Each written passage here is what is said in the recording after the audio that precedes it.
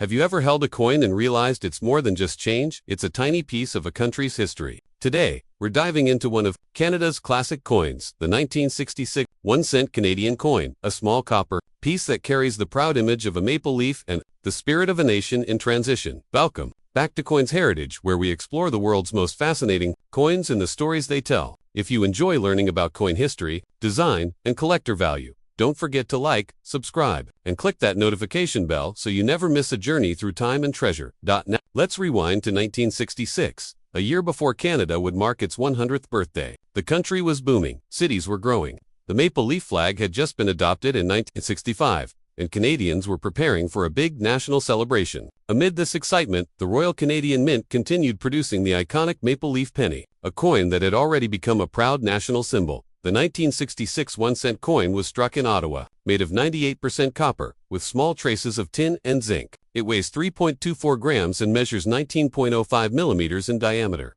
Compact, but full of history. Let's start with the obverse, the front of the coin. Here, we see the portrait of Queen Elizabeth II, designed by Mary Gillick. This youthful effigy of the Queen, with a laurel wreath in her hair, was used on Canadian coins from 1953 to 1964. However, it was still in use in 1966 because the next portrait by Arnold Machin wasn't introduced until 1967.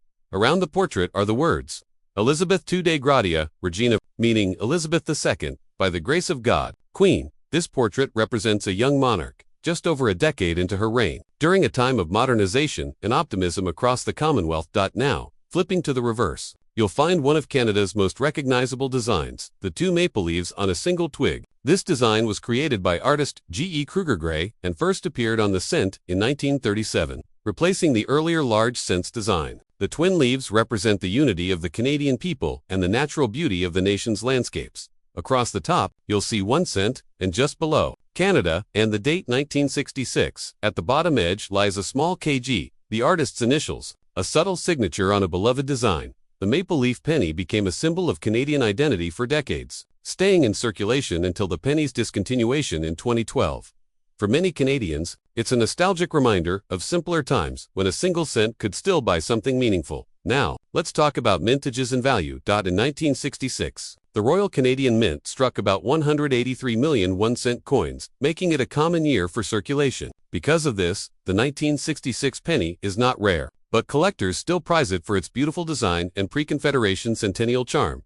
In circulated condition, a 1966 Canadian penny is typically worth 1 to 5 cents. However, uncirculated examples with their full red luster can fetch between $1 and $5, depending on grade. High-quality examples graded MS65 or better can reach $10 to $20, especially if they have attractive color and no spotting.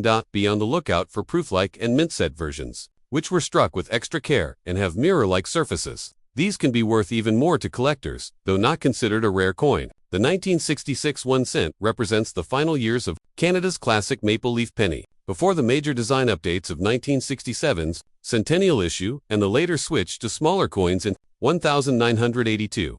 This coin marks a moment in time when Canada was finding its modern identity, balancing tradition with a bright, new future. From Queen Elizabeth II's portrait to the timeless maple leaf design, the 1966 penny is a perfect symbol of national pride. So, the next time you come across a 1966 1-cent Canadian coin, remember, it's more than just copper. It's a piece of Canadian heritage, a coin that jingled in the pockets of a country on the rise, and a reminder of how even the smallest coin can carry a nation's story.